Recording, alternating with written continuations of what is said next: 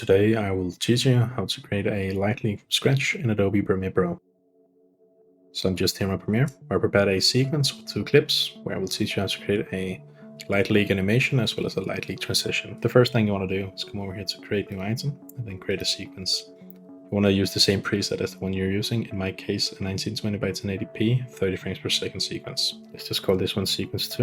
Then you want to come into settings, because we want to change the dimensions a little bit. The way we do that is by going into editing mode, scrolling up to custom, then we can change the frame size. I want to have this one be at 48 by 27 because this is 1/40th of 1920 by 1080. Just hit OK. Next up, you want to come into new item again, then click on black video. Make sure that the width and the height is the same as your newly created sequence. Just hit OK. Drag this into your newly created sequence. Just make this really long. I'm gonna make this 3 minutes here. Something like that. I'll just cut it. That should be fine. Next up, I want to show this for an effect called Noise HLS Auto. Just apply that. In here, we get nothing. That's because we need to play around with the settings a little bit. First and foremost, I'm going to change the lightness to 100 so we can see what's going on. And we got this thing going on right now. I'm going to change the noise animation speed to 1 so we get this smooth here, smooth movement here. And I'm going to change the noise type to grain so we can play around with the grain size. Or maybe put it to 2 so we got this thing going on here. So now we're getting something that looks like light leaks, but quite not. Next up, I'm going to search for an effect called Gaussian Blur. Just apply that. I'm going to change the blurriness to 10. So now we got some light leaks, right? This is starting to look nice. And to get the look that you want, you can play around with a few settings in here. You can play around with the lightness, you can play around with the grain size, right? You can play around with the animation speed, whatever. But I think I want to have the noise animation speed be at 1, have this smooth, slow thing here. That is nice. I'm gonna go back to my original sequence. Just pull our new sequence on top here. Get this really small sequence here, but what you want to do is just scale it up like so. Just so we got this thing going on here. How do we see the thing underneath? It's very simple. You just want to change the blend mode to screen. So now we got this thing going on here. That's pretty nice, but it is white as you can see. How do we change the color? Well, it's relatively simple. You just want to search for an effect called Tint and apply that to your sequence like so.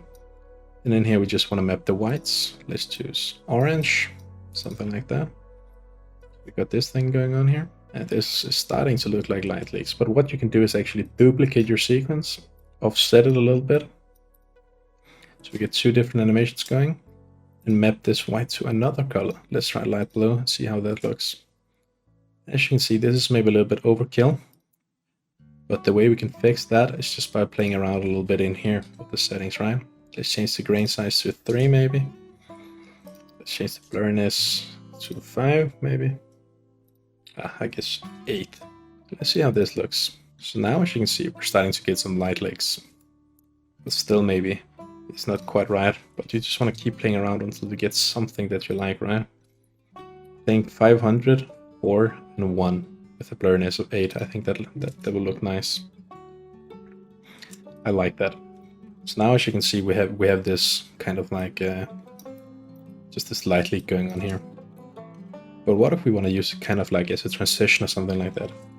Relatively simple. We just want to keyframe the opacity, right? On 2 clips. Let's enable keyframes here where the clip's made. Let's go 1 second to each side. Turn down the opacity on both of the layers, like so. Let's do the same thing to the other side. Something like so. So now we got this light leak transition here. That's beautiful. Of course, you can play around with the timer interpolation or something like that, but I won't be doing that right now. So I've just created a new sequence because I quickly want to show you how you can use the light leaks from AEJuice. They are a provider of presets and plugins for Adobe Premiere Pro and After Effects.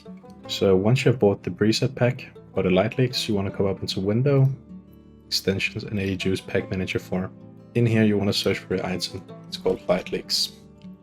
Just click on it and it will open here.